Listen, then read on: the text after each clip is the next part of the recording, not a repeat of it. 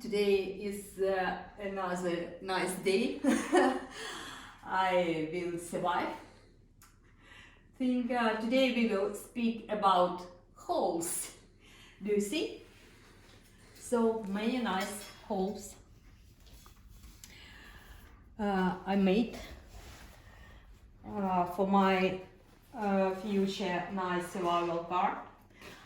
I made this using this machine. Very nice, old, but I broke it completely.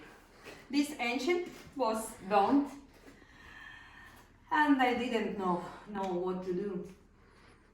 So I bought this engine. It's 5 times stronger than it was before. And this is 220, this 380. Now it works perfect. So I upgraded it for new holes. Especially, do you know that all these holes not looks very beautiful. It's also to make construction more stronger. So it's nice and more strong now. See you. Follow me to have nice experience.